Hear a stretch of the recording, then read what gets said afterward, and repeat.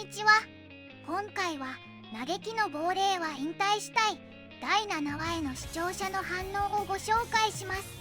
この動画では最新アニメの視聴者の反応や感想をご紹介しています。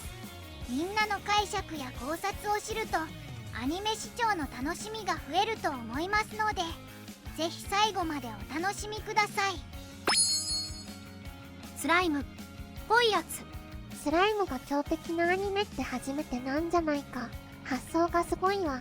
ウィズの頃から物理無効の強敵なんだけどな。スライムはレベル99にすると灼熱の炎を使えるから素質はあるんだよなと。魔法少女特殊戦アスカの過去の回想でマジカル5の一人がスライムに溶かし殺されてたじゃない。背徳のギルドみたいなやつは苦戦してなかったっけ。佐賀の神様をチェーンソーで倒す初代は最強キャラだぞ。このスバマスターは正しかった。やはりマスターは神。さすがマスター。またマスターの評価が上がっちゃう。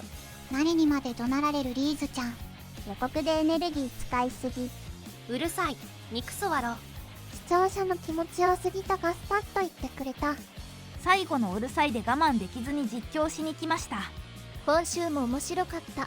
あの一人で生きってたやつ絶対死ぬなと思ったけどかろうじて生き延びたな。あの茶髪言ってること正しいし優秀だからあんな変な見た目にしないでほしかったなってなる。生きってんじゃなくてまともなんだ。行動もまともだからわかるよ。異変察知したら笛の準備してサベりに行くあたりとか油断がない。ちゃんと笛吹くし着て帰ってくるし、おっさんまあまあ頑張ってた。何故くらいはそんなにリーズを生かせまいとするんだ。原作ではストリーに姉さんを来させないでとお願いされてる。最初の洞窟の話でも円圏のやつ吹っ飛ばされたりしてるし、リーズが暴れると味方に被害が出るからでは。スベンの言う通り協調性がないから本人が大丈夫でも周りが無事で済まない。今回かなりオープニング流れた気がする。オープニングの入り部分のテラスに位だったカープがいるシーンは初めて見た気がする。数秒だけど今までで一番長いオープニングだと思う。てかくらいのところの下部組織みたいな人たちはなんでくらいに無茶ぶりされるの分かってるのに抜けないんだろう。クエストやれって言われて阿鼻教官になるくらいなら離れた方がよくね。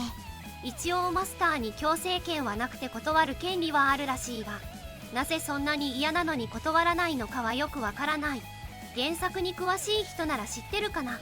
キノがリーズに弟子入りしてるように確かに時間効率よく強くはなれるから毎回死ぬ寸前までは追い詰められるけど一応死者はいない。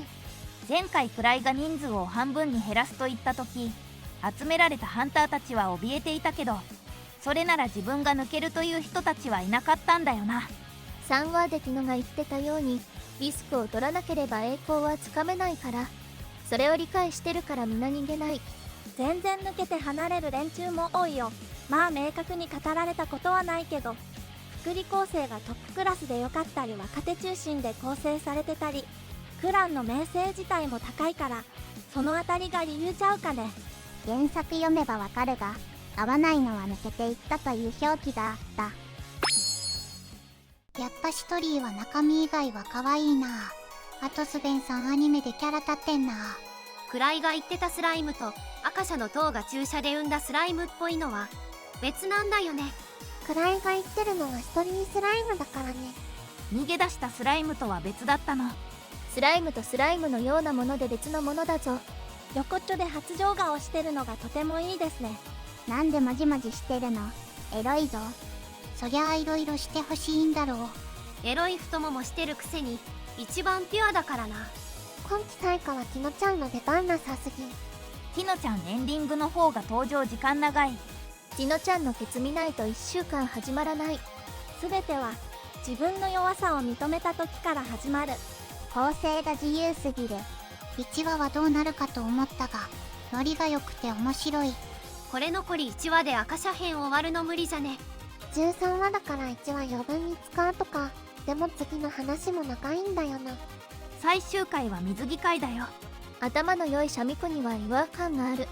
振り子ねなら全部シャミ子が悪いんだよ。このアニメも設定というか話作りの根元はワンパンマンを踏襲してるよな。レベル8の嘆きの亡霊のメンツが出るとすぐ終わっちゃうから、スベン、ギルドリーダーの派でアークみたいなもうちょっとだけ劣る強い連中が戦ってバランス取るっつ。ワンパンマンはそこでサブキャラの魅力があるのがすごい。2024年2月時点でシリーズ累計部数が130万部を突破している勢いミリオンセラー作品だった。 CM のマスターは神で150万部突破って宣伝してたやろ。もしかして聞いてないな貴様。ミリオンセラーで累計じゃなくて単館で100万達成したの言うのでは。フライはシトリースライムを念頭に置いてあったけど、スベンたち足跡メンバーに言ったのはスライムのようなものに気をつけてで、出てきたのはスライムのようなもので、スライムじゃないのかと現場が切れるまでがワンセンテンス。実際のところ気をつけてと言われても、具体的に何をすれば倒せるのかわからなければ無意味では、単に危険なモンスターが出てくるというだけなら、それこそスライムのようであろうがなかろうが、事前の忠告としては変わらないよな。だからスベンも何に気をつければいいんだよってなってたし、情報よこせって消えてたんだよな。まあ結果的に位がその場しのぎで適当に言ったことに結果が当てはまっちゃうから、周りはすげーって思うしかないんだよな。ぶっちゃけ周りの人間からしたら位が本当に知ってたいうのも、適当こいたのが現実に起こるのも変わらないよね。起こることには変わりねフライは知らなかったって言ってるんだけど、知ってるとしか思えない言動をするから誰一人信じてくれないんだよな。エンディングのティノちゃんの後ろ姿好きすぎる。なんだかんだヒロイン2人元気でよい。自分完走します。できます。予告も気持ちよくなってきたし、ストリーもリーズもティノもクライもみんな可愛いし、杉田さんのナレーションも面白くてずっと見ていたい。満を持してのシトリーちゃん登場。クイくんの命令に振り回されながらもしっかりと指揮するスベンさん。黒ウニンだけど良いキャラクターだな。苦戦した化け物を一撃でほふるあたり、さすがのストグリが一人シトリーちゃんだった。スライムに気をつけろがやっぱりマスターからの的確な助言。あの時まともに受け止めていたらみたいになってきた。しかもマスターには危害加えないってなると、また奇跡のような誤解が爆誕しそうな予感しかしない。最後の杉田さんのうるさいに笑った。シトリーもやはり化け物じみてるな。アカシャの連中によるファントムの異常が、本当シトリーが来てくれなかったらどうなってたか。それにしてもシトリーとソフィア普通に話してたけどどうなるのか気になるな。いよいよシトリーちゃん本格参戦。まだ一見リーズお姉ちゃんに比べたらまともそうな印象だけど、やばいんだろうねきっと。スライム相手に弓で奮闘するスベンの活躍中心だったが、最後にリーズちゃんの小ぶりなケツが見れて結局満足してしまった。スライムでなくおい部分に翻弄される面々。そこに駆けつけたシトリーがその部分を冷静に分析して的確に粉砕する姿が強者すぎる。戦う力は皆無だけど、それを何万倍も補完する怪物な能力が見てて痛快。これはストグリに欠かせないです。スベンはリーダーとして有能な上に位に振り回されるクローニンという感じがなんとも魅力的ですね。ストリーの助けがあったとはいうものの、今回の MVP は間違いなくスベンだったと思います。あとついには本編にまで突っ込ますぎたナレーションに笑いました。うるさい。登場キャラを怒鳴るナレーションは初めて見た。ハンター軍もアカシャの塔も位を買いかぶっているから、その言動を推し量って作戦を練っているだけで笑える。